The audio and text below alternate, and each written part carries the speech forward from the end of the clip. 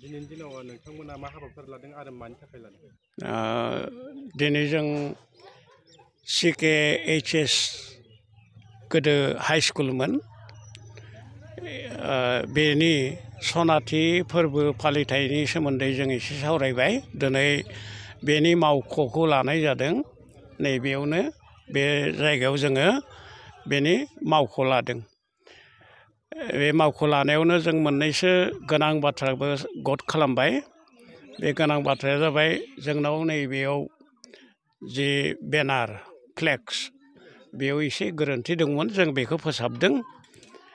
आरो लग'बो जोङो फोसावदों, अब्लाबो बेयावबो एसे गोनो गोथो दंमोन, जों बेखौबो फोसाबबाय।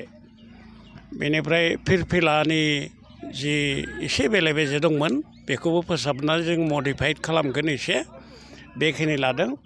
बेनिफ्राय फैगौ 1 एप्रिलाव जेब्ला बे दानि CKHS आरो गोदोनि CK हाइ स्कुल बेयो गायसनजादोंमोन नालाय 1 एप्रिलावनो 1975 मायथाइनि 1 एप्रिलाव, ओइदिनखालिनो जोङो सनाथि फोरबो फालिथायनि जों दा फालिनो लानाय सनाथि फोरबो फालिथायनि जि मेम'रियेल टम्ब बेखौ ओइदिनखालि गायसननायनि गद खालामनाय जादों।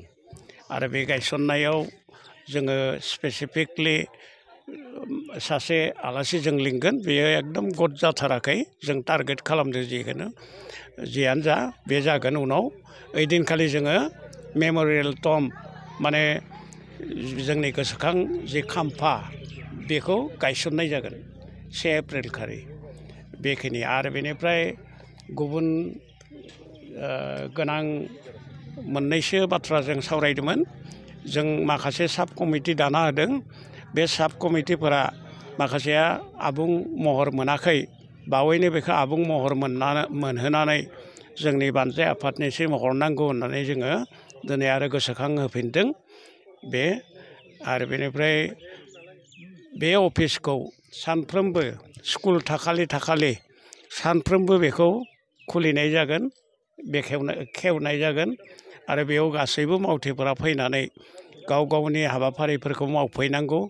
आरो गुबुनफोरखौबो बेवहाय नांजाबहोनो थाखाय बिथांमोनखौ एनकारेज खालामगोन, बेखौ जों खावलायदों।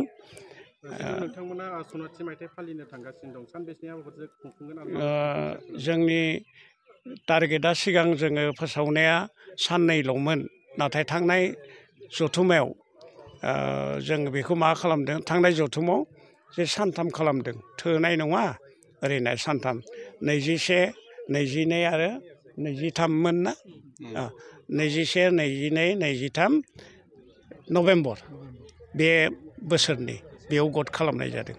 अदेबानि जोङो 1 एप्रिल खालि जोंनि माबाखौ जागायगोन, मानोना 1 एप्रिल खालिनो फरायसालिखौ गायसननाय जादों। दिनैनि सावरायनायफोरा बेनो गोनां आयदाफोरा। आरो जों मिजिंथिगोन मावथि फारिया बिथांमोननि लोगोसे ओनसोलनि गासैबो सुबुङा बेवहाय नांजाबफागोन।